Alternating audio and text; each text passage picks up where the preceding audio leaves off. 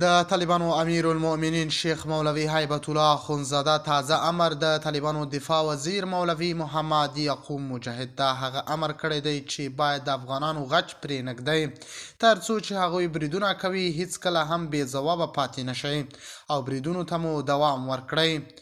د تان ټي وي چینل درنو لیدونکو سلام، ستړي مشئ، وخت مو بخیر. په سر کې یادونه کوم که تان ټي وي چینل مو نوي سبسکرایب کړئ په درنښت سره تان ټي وي چینل سبسکرایب کړئ.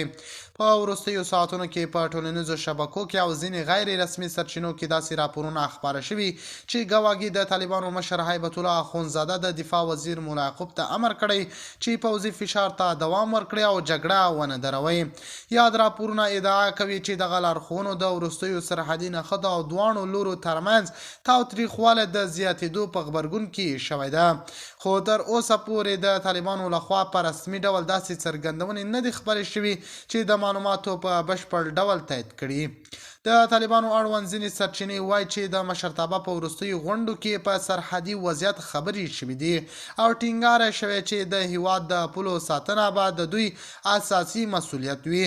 دوی وایي چې د هر ډول سرغړونې پر وړاندې به ځواب ورکړل شي، خو دا موضوع لا هم د سیاسي او پوځي ارزونې تر بحث لاندې ده. بل لور ته د پاکستان پوځي او حکومت ویلي چې دوی د افغانستان له لوري د وروستیو راپورونو په اړه معلومات راټولوي او وضعیت څاري. د پاکستان د پوځ ویان په یو لنډه بیانیه کې ویلي چې هیواد یې د خپلې خاورې د دفاع تاجمن دی او هر ډول احتمالي ګواښ پر وړاندې به لازم اقدامات وکړي. خو ځایي اوسیدونکي په سرحدي سیمو کې د سختو شپنیو ډزو او چاودنو غږونه تایید کړي. د هغوی وینا د جګړې له امله ګڼې کورنۍ اړ شوي چې خپلې سیمې پرېږدي. سیاسي شنونکي باور لري چې دا ډول راپورونه او توندې څرګندونې کولی شي د سیمې وضعیت نور هم ترینګلی کړي.